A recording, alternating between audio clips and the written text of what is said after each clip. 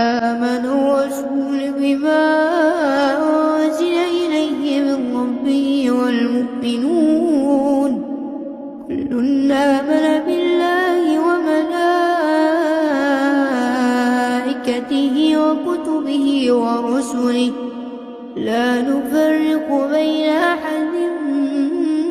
من رسله وقالوا سمعنا وأطعنا غفرانك ربنا وإليك